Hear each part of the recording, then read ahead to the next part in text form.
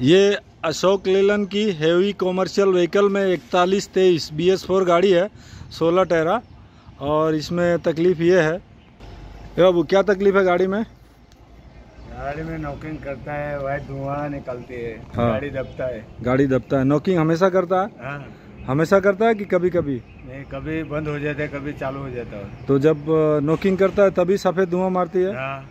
और ऐसे नहीं मारती है? नहीं, ऐसे भी मारती है सफ़ेद धुआं। हाँ। जब स्टार्ट करके रोड पे चलेंगे हाँ, तब? तब। ठीक है, चलो हम चेक कर लेते हैं। इस गाड़ी में हमने स्कैनर कनेक्ट कर दिया है।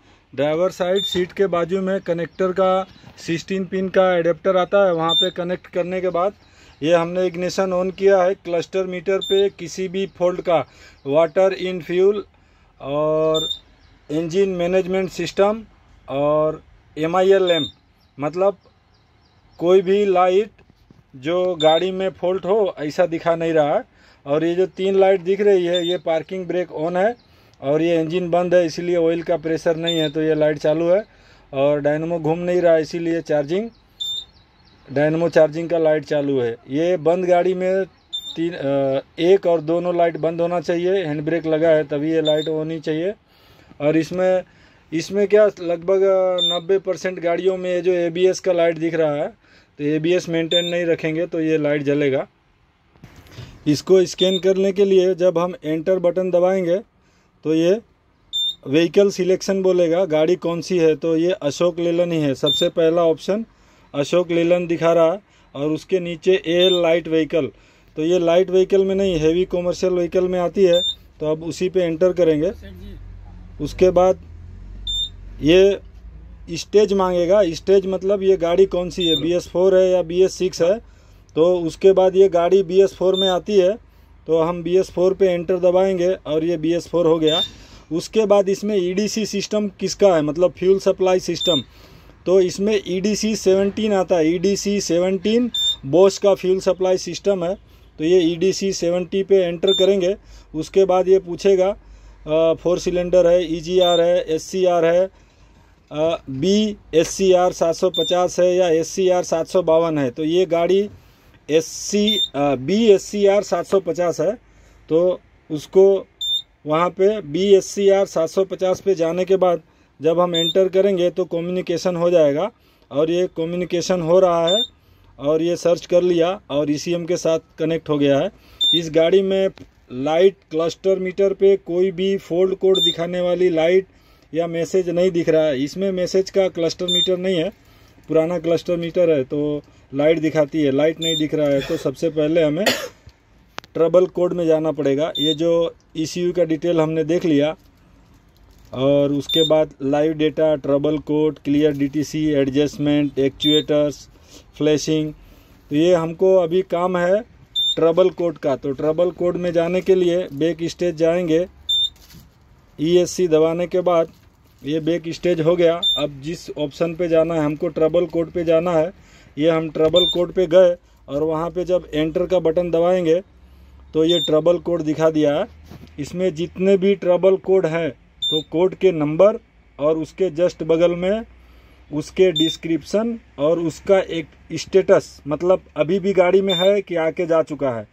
तो स्टेटस में एक्टिव या इनएक्टिव दिखाएगा। ये रेड कलर में जो दिया है एक्टिव इनएक्टिव, इसमें इनएक्टिव दिखा रहा है। ये पहला फॉल्ट कोड है P0406 EGR valve position sensor voltage high. EGR valve के पोजीशन सेंसर में कभी वोल्टेज हाई हुआ है तो, और इस समय उसका स्टेटस इनएक्टिव है। उसके बाद का फॉल्ट कोड है P0487, उसका स्टेटस है इनएक्टिव, मतलब अभी गाड़ी में वो फॉल्ट नहीं है। फॉल्ट क्या था, P0487 EGR valve open load error. कभी EGR वाल्व का वायरिंग किसी ने निकाला है और लगाया है तो वो एक बार उसने काउंट कर लिया है। ये इनएक्टिव का मतलब हुआ अनमेमोराइज फॉल्ट्स, मतलब जो आए हैं और चले गए हैं, प्रेजेंट में नहीं है। ये दोनों ही फॉल्ट कोड जो हमने डिस्क्रिप्शन रीड किया अभी, P0406 और अभी जिस पे ब्लैक मार्किंग है P0487, ये दोनों ही EGR के फॉल्ट कोड हैं और दोनों ही इनएक्टिव में हैं। सबसे पहले हम रीड करेंगे, उसके बाद क्लियर करेंगे। उसके बाद का फॉल्ट कोड है P0401। स्टेटस क्या बता रहा है? इनएक्टिव, मतलब गाड़ी में प्रेजेंट में नहीं है। और उसका डिस्क्रिप्शन है permanent governor dimension for EGR valve. तो ये भी EGR का ही फॉल्ट कोड है और अलग तरह का फॉल्ट है, इसलिए उसका फॉल्ट कोड का नंबर चेंज हो गया है P0401। मतलब ये तीनों ही फॉल्ट कोड EGR के हैं। उसके बाद फॉल्ट कोड आ रहा है P1205। स्टेटस इनएक्टिव, मतलब अभी नहीं है लेकिन था। और उसका डिस्क्रिप्शन आ रहा है EGR वाल्व जाम एट क्लोज पोजीशन। मतलब EGR वाल्व का जो बटरफ्लाई है, जो मोटर के थ्रू ECM उसको ऑपरेट करता है, वो जाम पोजीशन में, अरे जाम है क्लोज पोजीशन में। मतलब जब गाड़ी 40 से 50 किलोमीटर चलती होगी और इसमें टेम्परेचर, एग्जॉस्ट का टेम्परेचर हीट होता होगा, तो नाइट्रोजन ऑक्सीजन के साथ मिक्स होता है, उस समय ये मिड नॉक्स स्ट्रेटजी, मिड नॉक्स मतलब धुआं के अंदर नॉक्स को बनने से रोकने की स्ट्रेटजी पे ये अशोक लेलैंड में EGR इस तरह से काम करता है। तो मिड नॉक्स स्ट्रेटजी पे काम करने का सिस्टम इसमें है। तो EGR वाल्व जाम है, वो तभी खुलेगा जब एग्जॉस्ट गैस के अंदर नाइट्रोजन मिक्स होने लगेगा ऑक्सीजन के साथ, मतलब नॉक्स बनने लगेगा तब। उसके बाद का फॉल्ट कोड है camshaft sensor signal error disturb signal. Camshaft का सिग्नल जो होता है वो कभी डिस्टर्ब हुआ है, ये वाला P0341। ये इसका डिस्क्रिप्शन है और स्टेटस इनएक्टिव। उसके बाद का फॉल्ट कोड है P1104। स्टेटस में इनएक्टिव, मतलब ये भी खामी अभी प्रेजेंट में गाड़ी में नहीं है। रेल, उसका डिस्क्रिप्शन है rail pressure maximum positive dimension.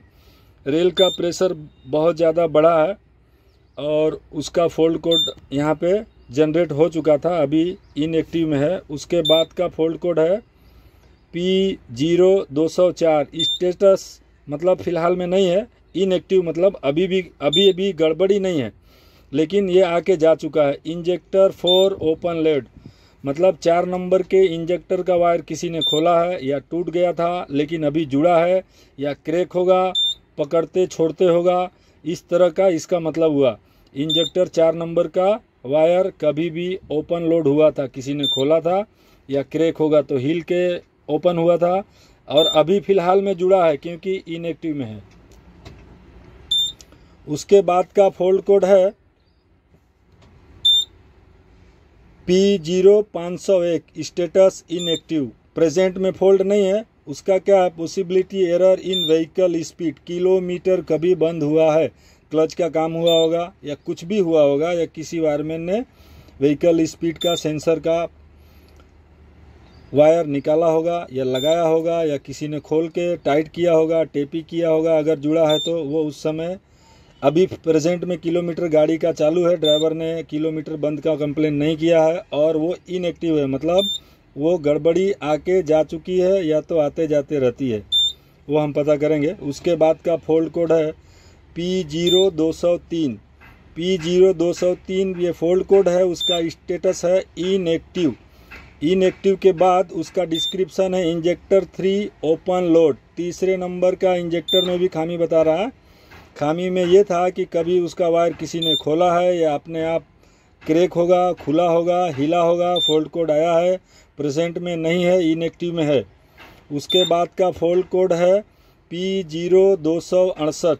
उसका भी स्टेटस इनएक्टिव है। इनएक्टिव में ये इंजेक्टर 3 जनरल शॉर्ट सर्किट, तीसरे नंबर का वायर हिल के जुड़ा है या कहीं पे चिपक गया है और अभी नहीं है, वो हट गया है, या तो किसी ने टूच करके जोड़ा होगा किसी वायरमैन ने, तो हो सकता है उस वजह से आया हो। तो ये सारे फॉल्ट कोड हमने कोड देख लिए, कोड का डिस्क्रिप्शन देख लिए, कोड का स्टेटस देख लिए, सभी इनएक्टिव में हैं। अब इस गाड़ी में फॉल्ट ढूंढना है तो सबसे पहले इसको हमें क्लियर DTC करना पड़ेगा। क्लियर DTC में जाके एक स्टेज नीचे बैक जाके फिर होना है, तो ये हम बैक जा रहे हैं। बैक जाने के बाद एक स्टेप डाउन आएंगे, क्लियर डीटीसी पे एंटर करेंगे। डीटीसी क्लियर होने लगा है और ये क्लियर हो जाता है एक ही बार में, लेकिन 1 से 2 बार कर देना अच्छा है। उसके बाद बैक स्टेज जाना है और फिर वापस से जितने फोल्ड कोड थे वो उसमें से कितने चले गए, कितने पड़े हैं वो देखना ज़रूरी होता है, इसलिए हम उसको देखेंगे। और ये अभी भी ट्रबल कोड है, इनएक्टिव EGR वाल। और 1 2 3 4 5 फोल्ड कोड, लगभग 9 या 10 थे, जिसमें से 5 अभी है। Malfunction indicator lamp no load error. Malfunction indicator lamp इसके अंदर बंद है। वो जब हमने क्लस्टर मीटर ऑन किया था उस समय भी नहीं जला था, वो हम बता देंगे कस्टमर को, वायरमैन से चालू करवा लेगा। EGR वाल जाम एट क्लोज पोजीशन, इनएक्टिव में है लेकिन डिलेट नहीं हो रहा है, तो शायद EGR वाल जाम होगा, वो चेक कर लेंगे। और permanent governor dimension for EGR valve. EGR valve का जो डायमेंशन है, मतलब जो घूमने का ये है, वो परमानेंट है, मतलब जाम है। वो भी, उसका भी मतलब ये हुआ, लेकिन ये फोल्ड कोड और उसका डिस्क्रिप्शन अलग आ रहा है। उसके बाद EGR वाल्व जाम एट क्लोज पोजीशन और EGR valve open load error और EGR valve open sensor voltage high. ये इस गाड़ी में EGR के 4 तरह के फोल्ड कोड हैं, जो डिलीट करने पे भी DTC जनरेट हुआ था। इनएक्टिव में है, क्लियर नहीं हो रहा है। अभी हम कस्टमर को डिटेल बता देंगे। ये हमारा स्कैन करने का काम ख़त्म हुआ, एक बार पैरामीटर भी ज़रूर से देखेंगे। इस गाड़ी में ये 5 फोल्ड कोड अभी भी क्लियर करने के बाद बचे हुए हैं। तो 5 में से 4 EGR के हैं और एक malfunction indication lamp open load, मतलब बल्ब उड़ गया है या तो वायर ब्रेक हो गया है, और वो 5 फोल्ड आने की वजह से वही लाइट जलती है और वही लाइट पहले से बिगड़ी हुई है। इसीलिए ऑपरेटर को पता नहीं चल रहा था कि गाड़ी में कोई खामी है कि नहीं है, इलेक्ट्रिकल खामी है कि नहीं है, कि EMS इंजन मैनेजमेंट सिस्टम की कोई खामी है कि नहीं है। लाइव डेटा देखने के लिए लाइव डेटा पे जाके एंटर करेंगे।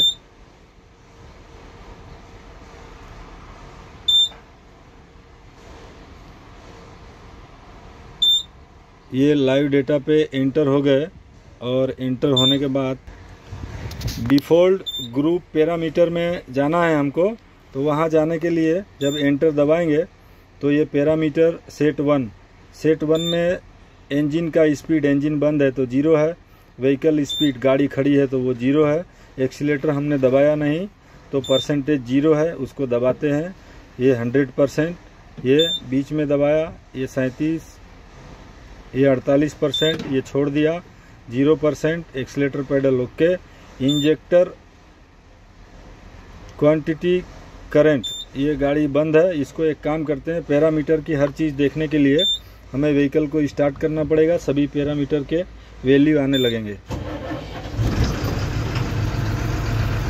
हमने गाड़ी को स्टार्ट कर लिया। अभी इंजन का RPM जो है 599-600, ये थोड़ा सा कम है, लगभग एकदम बेटर बोलते हैं 700, 650, 700 को बेटर बोलते हैं। ये कम है, इसमें थोड़ा सा 594 यानी 600 के आसपास रह रहा है। ठीक है, रेस करेंगे। एक्सीलेटर पेडल स्टार्ट गाड़ी में कितना काम करता है मालूम पड़ेगा।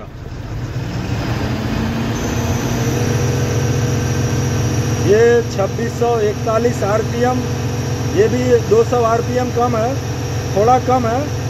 और एक्सीलेटर पेडल 100% है। और ये उसके बाद का देख लेते हैं, बूस्ट प्रेशर देखेंगे, हवा टर्बो चार्जर कितना बना रहा। तो बूस्ट प्रेशर अभी आइडल स्पीड पे 1020 है और एटमॉस्फेरिक प्रेशर, मतलब बाहर के वातावरण में दबाव, वो भी 1005 HPA बता रहा है। अब इसको हम रेस करेंगे फुल, तो असल टर्बो चार्जर का डिफरेंस ये ECM पकड़ लेगा। ये हमने रेस किया,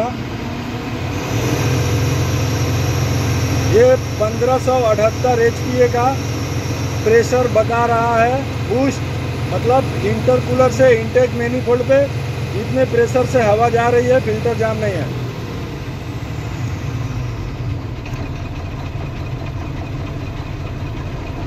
अभी इंजन कूलेंट का टेम्परेचर 80.26 डिग्री सेल्सियस है और ऑयल का टेम्परेचर ये 69.76 डिग्री सेल्सियस है। सबसे ज़्यादा गाड़ी में पानी गर्म होना चाहिए, उसके बाद ऑयल और बूस्ट का टेम्परेचर यहाँ पे ये जो